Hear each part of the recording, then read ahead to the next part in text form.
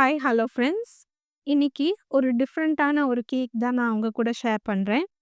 இதோட டிசைன்லயும் சரி, இதோட அப்பியரன்ஸ்லயும் சரி, இது ரொம்ப ரொம்ப டிஃப்ரெண்ட். ஆனா ரொம்ப ரொம்ப டேஸ்டியான கேக். 1 கேஜி கேக் தான் அவங்க ஆர்டர் பண்ணாங்க. ஆனா, நான் வந்து 1 1/2 கேஜி ஓட பேஸ் நான் ப்ரிப்பேர் பண்ணியிருக்கேன். அப்படி பண்ணா தான் இந்த கேக்ல க்ரீம் கொஞ்சம் கம்மியா இருக்கறனால, நம்ம வெயிட்ட வந்து கரெக்ட்டா பேலன்ஸ் பண்ண முடியும். ஸோ, அந்த 1 1/2 கேஜி பேட்டர வந்து நான் 3 7 இன்ச் டின்ல பேக் பண்ணிட்டு, ஈக்குவலா ஸ்ப்ளிட் பண்ணி பேக் பண்ணியிருக்கேன். இது எக்லெஸ் சாக்லேட் கேக் ஸ்பாஞ்ச் தான் ப்ரிப்பேர் பண்ணியிருக்கேன். இப்ப இந்த கேக் ஸ்பாஞ்ச் பார்த்தீங்கன்னா, எனக்கு கிராக்ஸ் எதுவும் இல்லாம நல்லா நீட்டா கிடைச்சிருக்கு, ஃப்ளாட்டா. ஆனாலும் அந்த மேல ஒரு ஸ்கின்னியா இருக்கு பார்த்தீங்களா? அது மட்டும் நான் லைட்டா ட்ரிம் பண்றேன். ட்ரிம் பண்ணிட்டு நம்மளோட பேஸ் பார்த்தீங்கன்னா, 3 பேஸும் வச்சா 700 கிராம்ஸ் வருது. இப்ப இது வச்சு தான் நான் வந்து கேக் வந்து ஃபினிஷ் பண்ண போறேன். நான் கேக் ஐசிங் ஸ்டார்ட் பண்ணிட்டேன். ஃபர்ஸ்ட் அந்த பேஸ்ல கொஞ்சம் க்ரீம் போட்டுட்டு, அத ஸ்ப்ரெட் பண்ணி விட்டு, ஃபர்ஸ்ட் ஒரு பேஸ் எடுத்து வைக்கிறேன். இது ஏற்கனவே மாய்ஸ்ட் அண்ட் ஸ்வீட்டா இருக்கறனால, நான் எக்ஸ்ட்ராவா சுகர் சிரப்போ, மில்க் சிரப்போ எதுவும் நான் ஆட் பண்ண போறதில்ல. விப்பிங் கிரீம் பார்த்தீங்கன்னா, நான் ஒயிட் கிரீம்ல வந்து கொஞ்சம் கண்டென்ஸ்டு மில்க் ஆட் பண்ணி விப் பண்ணியிருக்கேன். அப்புறம் ஒரு சாக்லேட் கிரீமும் பண்ணியிருக்கேன். சாக்லேட் கிரீம்ல பார்த்தீங்கன்னா, நான் கொஞ்சம் கனாஷ் வந்து ஆட் பண்ணியிருக்கேன். அப்படி இந்த 2 கிரீம் தான் யூஸ் பண்ணி இது டெக்கரேட் பண்ண போறேன். கஸ்டமர் வந்து கலர் வேண்டான்னு சொல்லியிருக்காங்க. ஸோ, அதனால தான் நான் இந்த மாரி ஒரு ஆப்ஷன் எடுத்துக்கிட்டேன். இப்போ ஃபர்ஸ்ட் பேஸ்ல பார்த்தீங்கன்னா, நான் சென்டர்ல வந்து நம்ம சாக்லேட் கிரீம் இருக்கு இல்லையா? அது நான் சேர்த்துறேன். சேர்த்திட்டு ஸ்ப்ரெட் பண்ணி விடுறேன். அப்புறம் சைட்ஸ்ல இந்த மாரி டெக்கரேட்டிவா வைக்கிறேன். அதுதான் இதோட லுக் நமக்கு கிடைக்கும். ஃபர்ஸ்ட்டு ஒயிட் கிரீம்ல நான் இந்த மாரி சின்ன சின்ன பெர்ல்ஸ் மாரி வைக்கிறேன். அதுக்கப்புறம் அதில வந்து நான் ஒரு ஸ்டார் நாஸில் குடுத்துருக்கேன். அது யூஸ் பண்ணி சாக்லேட் கிரீமும் டிசைனா வைக்கிறேன் சைட்ஸ்ல. அப்புறம் திருப்பி சென்டர்ல நமக்கு ஸ்பேஸ் இருந்துச்சுன்னா, திருப்பி கொஞ்சம் கிரீம நான் சேர்த்திட்டு, அதில கொஞ்சம் சாக்லேட் கனாஷ் சேர்த்துறேன். மேல கொஞ்சம் சாக்லேட் கிரேட் பண்ணதும் போடுறேன். ரொம்ப மினிமலா தான் ஆட் பண்றேன். ஏற்கனவே சாக்லேட் வந்து நம்ம அந்த கிரீம்ல நல்லா ரிச்சா சேர்த்துருக்கோம். ஸோ, அதோட டேஸ்ட்டே நமக்கு நல்லா கிடைக்கும். இப்போ அடுத்த பேஸ் வச்சுட்டு, அதே மாரி அதில ஃபர்ஸ்ட்டு சாக்லேட் கிரீம் குடுத்தோம் இல்லையா? அதே மாரி நான் இதில வந்து ஃபர்ஸ்ட்டு வேனிலா கிரீம் குடுக்குறேன், நடுவுல. அப்புறம் அத அப்படியே ஸ்ப்ரெட் பண்ணி விடுறேன். சைட்ல பார்த்தீங்கன்னா, ரொம்ப தின்னா தான் நான் ஸ்ப்ரெட் பண்றேன்.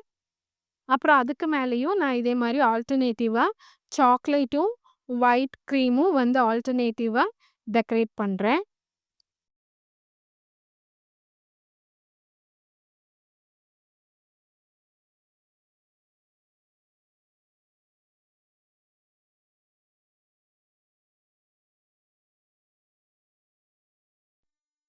லாஸ்ட்டா பார்த்தீங்கன்னா, நான் அந்த கேக்கோட லாஸ்ட் வச்சிருக்கிற அந்த பேஸ நான் மேல வைக்கிறேன். வச்சுட்டு அதுக்கு மேலேயும் நாசில் டிசைன் தான் குடுக்குறேன்.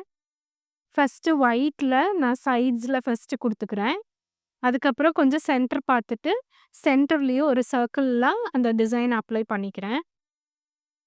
அதுக்கப்புறம் சாக்லேட் விப்பிங் கிரீம வந்து டிசைன் நாசில் போட்டிருக்கேன். அத அப்படியே அப்ளை பண்றேன். சைட்ஸ்ல போட்ட மாதிரியே அ ஃபுல்லா ஃபில் பண்றேன். இப்ப பார்க்கும்போது நம்ம கேக் வந்து நல்ல ஒரு லுக்கா இருக்கு. ஆனா, ஒரு சின்ன கேப் இருந்தது. சரி அத ஃபில் பண்ணலான்னு நான் ஒயிட் கிரீம ஃபில் பண்ணேன். ஆனா, ஃபில் பண்ணும்போதே 1, 2 வைக்கும்போதே நான் நெனச்சேன் வேண்டாம் டிசைன் ஸ்பாயில் ஆகுற மாரி இருக்குன்னு சொல்லிட்டு, அத நான் அப்படியே விட்டுட்டேன். இப்ப இத அப்படியே நான் ஃப்ரிட்ஜ்குள்ள வச்சுட்டு, கூல் ஆகுறக்கு வச்சுட்டு, ஆ கஸ்டமர் வரும்போது நம்ம எடுத்துக்கலாம் அந்த மாரி ஒரு பிளான்ல நான் போய் ரெஸ்ட் பண்ண போயிட்டேன். அவங்க வந்ததுக்கப்புறம் தான் பேக் பண்ணேன் கேக்கு.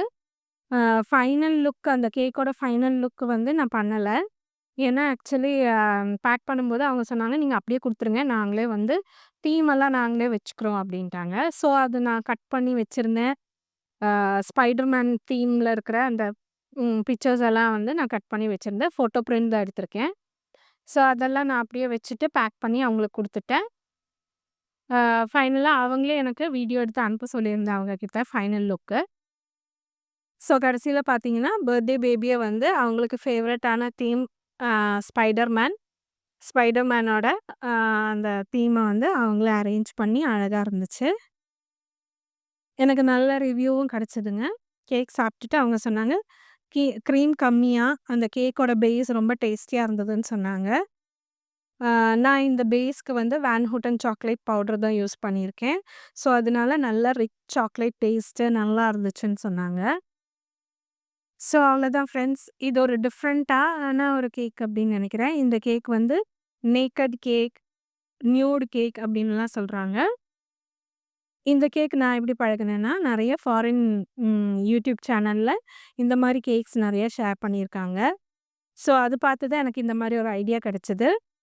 அ யாருக்காவது க்ரீம் கம்மியா வேணும், க்ரீம் ஜாஸ்தியா வேண்டாம் அப்படின்னு சொல்றவங்களுக்கு, இந்த மாரி கேக் வந்து ஒரு குட் ஆப்ஷனா இருக்கும். அவ்வளோதான் ஃப்ரெண்ட்ஸ். தேங்க்ஸ் ஃபார் வாட்சிங். பாய்.